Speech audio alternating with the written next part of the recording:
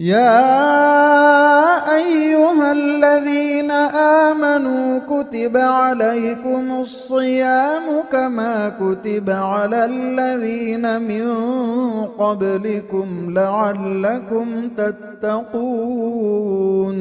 بسم اللہ الرحمن الرحیم وبہ نستعین سبحانک لا علم لنا الا ما علمتنا انک انت العلیم الحکیم رب اشرح لی صدری ویسر لی امری واحلل عقدۃ من لسانی یفقہوا قولی رب اغفر وارحم وانت خیر الراحمین یقول سبحانہ وتعالی فی محکم تنزیلہ فمن یعمل مثقال ذرۃ خیرا یرہ ومن یعمل مثقال ذرۃ شرا یرہ۔ اسٹوڈیو اسلام میں سارے ناظرین اور سامعین کا استقبال ہے۔ رمضان مبارک بس شروع ہونے ہی والا ہے، ہو سکتا ہے کہ کل سے ہی رمضان مبارک شروع ہو جائے۔ رمضان کی آمد پر سب لوگ خوش ہوتے ہیں۔ روزے کھانے والے ہو سکتا ہے کہ خوش نہ ہوں، لیکن بچے بڑے عورتیں مرد سب خوش ہوتے ہیں اور رمضان کا انتظار کرتے رہتے ہیں کب آئے گا کب آئے گا۔ الحمدللہ ایک مسلمان کے دل میں ہونا بھی چاہیے کہ رمضان کب آئے گا اور میں روزے رکھ کر اللہ سے اپنے گناہوں کو کیسے معاف کراؤں، ہونا بھی چاہیے۔ تو اس کے لیے پہلے سے تیاری کرنی پڑتی ہے، رمضان کی تیاری کرنی پڑتی ہے۔ عام طور پر ہم یہ دیکھتے ہیں رمضان کی تیاری لوگ الگ الگ کرتے ہیں۔ کچھ لوگ جو نماز روزے کے پابند ہیں وہ کیسے ٹائم نکالیں، کتنی مرتبہ قرآن مجید پڑھیں، کون سا ٹائم ہم اسپیئر کر سکتے ہیں، ایسا وہ ایک پلاننگ کر کے الحمدللہ اس پر عمل کرتے ہیں۔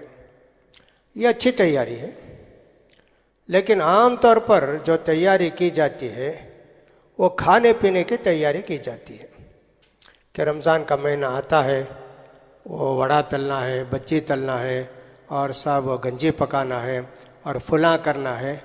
یہ کھانے کی تیاری عجیب و غریب ہے کہ ایک مسلمان، خاص کر عورتیں بہت زیادہ اس میں آگے رہتی ہیں۔ صاحب یہ لائے کیا، وہ لائے کیا، فلاں کیا، پورا بھر کے رکھ لیں گے ایک مہینہ کا اسٹاک، وہ صاحب اڑد کی دال ہو یا تیل ہو فلاں ہو۔ یہ میرے خیال میں اچھے نیک تقوی والے مسلمانوں کی علامت نہیں ہے۔ یہ کھانا پینا یقیناً جائز ہے اسلام میں، روزے کے بعد، افطار کے بعد آپ کھا سکتے ہیں، پی سکتے ہیں سحری تک، لیکن ایسا نہیں ہونا چاہیے کہ صاحب جو کچھ صبح سے بھوکے ہیں اب روزہ کھولتے ہی اپنے پیٹ کا دروازہ کھول دیں اور کھاتے کھاتے کھاتے آدمی تھک جائے۔ یہ بہت ہی خراب بات ہے، پتہ نہیں یہ رواج کس نے ایجاد کیا۔ ہمارے نبی کریم صلی اللہ علیہ وسلم تو بس افطار کرتے تھے، 3 کھجور کھا لیے، ہو گیا، پھر فوراً مغرب کی نماز۔ یہ ہونا چاہیے، اس لیے کہ حدیث میں آتا ہے کہ سب مغرب کی نماز بھی جلدی پڑھنی چاہیے اور روزہ بھی جلدی کھولنا چاہیے، ٹائم ہوتے ہی۔ تو لہٰذا جلدی روزہ کھولے، نماز پڑھ لیے، پھر اس کے بعد کچھ کھانا ہو تو کھائے تو یہ اچھا ہے، لیکن مانتے تو نہیں لوگ اس کو۔ کھا پی کر جب ایک دم آسودہ ہو جائیں گے جب نماز کھڑی ہوگی، تو تیاری یہ کوئی اچھی تیاری نہیں ہے۔ بچوں کی تیاری یہ ہے کہ صاحب رمضان آتا ہے، ہم کو خریدنا ہے جوتا، چپل، ٹوپی اور صاحب وہ شرٹ اور پینٹ اور بنیان کیا کیا سب، یہ ایک تیاری رہتی ہے۔ بعض لوگ تو ایسا کہ رمضان سے پہلے یہ سب کام کر کے فارغ ہو جاتے ہیں تاکہ ہم رمضان میں اچھی عبادت کر سکیں، لیکن بہت سے لوگ ایسا ہوتے ہیں ابھی رمضان میں نئے نئے ڈیزائن آئیں گے، قیمت بھی کم ہوگی، کمپٹیشن میں لوگ ایک دوسرے کے خلاف بیچیں گے، یہ سب تیاری کرتے ہیں۔ یہ غلط بات ہے، تیاری رمضان کی کیجیے، روحانی تیاری۔ تو بہرحال رمضان میں تو لوگ بہت سارے نیک کام کرتے ہیں۔ شریعت میں بہت سارے چھوٹے چھوٹے کام بتائے گئے، لیکن اس کا ثواب بہت زیادہ ہے۔ نبی کریم صلی اللہ علیہ وسلم فرماتے ہیں لا تحقرن من المعروف شیئا، نیکی کے کام کو چھوٹے سے چھوٹا بھی ہو تو تم اس کو معمولی نہ سمجھو۔ کام چھوٹا، دینے والا ثواب بہت بڑی ہستی اللہ تعالیٰ، اللہ اکبر، چھوٹے کام پر اللہ تعالیٰ کتنا دیتا ہے۔ کہ میں نے آیت پڑھی نا، فَمَن يَعْمَلْ مِثْقَالَ ذَرَّةٍ خَيْرًا يَرَهُ وَمَن يَعْمَلْ مِثْقَالَ ذَرَّةٍ شَرًّا يَرَهُ. ایک رتی برابر بھی کوئی نیکی کا کام کرتا ہے تو اللہ تعالیٰ اس کو دیکھتا ہے، اس کا ثواب دے گا. ایک رتی برابر بھی گناہ کا کام کرتا ہے تو اللہ تعالیٰ اس کو بھی دیکھتا ہے اور اس کا بھی حساب کتاب کرے گا.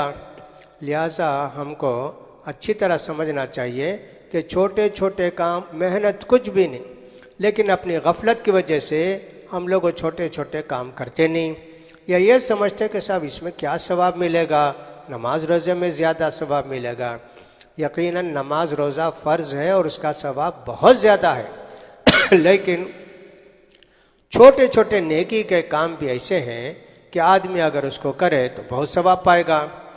چھوٹے کام، ایک آدمی، ایک زانی اور زنا کرنے والی عورت، یا ایک آدمی ایک کتے کو پانی پلایا، پیاسے کتے کو، کتنا چھوٹا کام ہے، لیکن اللہ نے اس کو جنت دے دی. ایک آدمی نے دیکھا کہ راستہ چلنے والوں کو درخت نیچے آ گیا، اس کی ٹہنیاں ڈالیاں لگتی ہیں، تو گیا لا کے وہ درخت کو صاف کر دیا، راستہ صاف کر دیا، درخت کی شاخیں کاٹ دیا، راستہ فری ہو گیا. اللہ کو اس کی نیکی اتنی پسند آئی کہ اللہ نے اس کو جنت دے دی. ایسے کتنے چھوٹے چھوٹے کام ہیں، چیونٹی سے بھی چھوٹے کام، لیکن ثواب پہاڑوں جیسا ملتا ہے اللہ کے پاس. اسی طرح گناہ بھی ہیں، ہم ان کو معمولی سمجھتے ہیں، لیکن بہت بڑا گناہ ہو سکتا ہے، لیکن ہم نے تو اتنا بڑا سوچا بھی نہیں تھا. ایک عورت کسی بلی کو باندھ کر بھوکی پیاسی رکھ کے مار دی. اب بلی کی تو مارتے بھی لوگ، نہیں مارنا چاہیے. اب کیا ہوا اس کا نتیجہ؟ اس ایک برائی کی وجہ سے، ایک گناہ کی وجہ سے بلی کو مار دیا تو گئی جہنم میں. ایسی اتنی بڑی بڑی تکلیف ہے، اتنا بڑا بڑا عذاب ہے. یہ معمولی گناہ نہیں نا، ہماری نگاہوں میں معمولی ہے، لیکن اللہ تعالیٰ نے اس کا اتنا بڑا عذاب رکھا ہے. لہٰذا ہم کو چاہیے کہ رمضان کے مہینے میں ایک طرح کی ٹریننگ حاصل کریں کہ صاحب چھوٹی چھوٹی نیکیاں جو بغیر کسی مشقت کے ہم کر سکتے ہیں، دوڑ دھوپ کچھ نہیں، اٹھنا بیٹھنا کچھ نہیں، معمولی معمولی نیکیاں، زبان ہلائے بس ثواب ملا. ایسی کچھ نیکیاں التزام کر لیں، کیسے ان کا ہم دیکھتے رہیں، ان کو کرتے رہیں گے.